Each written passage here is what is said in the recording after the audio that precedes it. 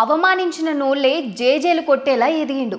పంచకట్టులో ఉన్న పవర్ ఏందో లోకానికి చూపించిండు మన నాగరాజన్ గారు. అది 1980. మన నాగరాజన్ గారు మంచిగా యంగ్ బిజినెస్ మ్యాన్ అనమాట.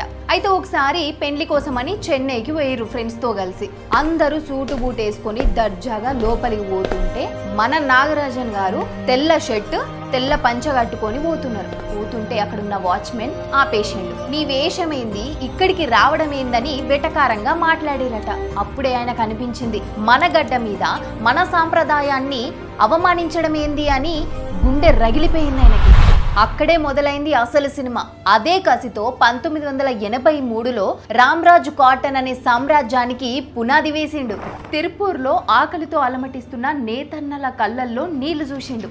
నేను కోట్లు సంపాదిస్తే సరిపోదు, నా నేతన్నల ఇళ్లలో కూడా కష్టం రాకుండా చూసుకోవాలని డిసైడ్ అయ్యిండు. గట్ల ఈరోజు రామ్రాజ్ కాటన్ లో 1000 మంది పనిచేస్తున్నారు. వాళ్ళను ఒక కన్న బిడ్డల్లాగా చూసుకుంటున్నాడు. పని చేసేటోడు బానిస కాదు, ఈ సామ్రాజ్యానికి పునాది అని నమ్మే వ్యక్తి ఆయన. సాధారణంగా బట్టల షాప్ యాడ్ అంటే ఎట్లుంటది, మోడల్స్ వస్తారు, పోజులు ఇస్తారు. కానీ మన నాగరాజన్ గారు సెల్యూట్ అని కాన్సెప్ట్ తెచ్చిండు.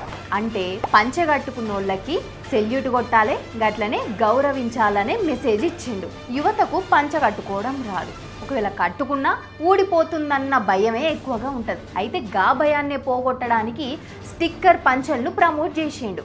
కట్టుకో లేదా అంటించుకో అనే స్లోగన్తో మస్తు సెన్సేషన్ అయిండు. ఇది మార్కెటింగ్లో కూడా పెద్ద టర్నింగ్ పాయింట్ అయింది. ఒకప్పుడు గేట్ బయట నిలబెట్టిన గివే హోటళ్లు ఇప్పుడు రెడ్ కార్పెట్ వేసి ఆహ్వానిస్తున్నాయి. దీన్నే అంటారు సక్సెస్తో ఇచ్చే గట్టి సమాధానం.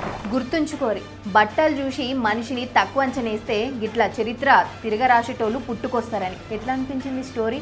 మన పేజ్ని ఫాలో చేయండి, లైక్ చేయండి, గట్లనే మీ దోస్తులకు షేర్ చేయండి.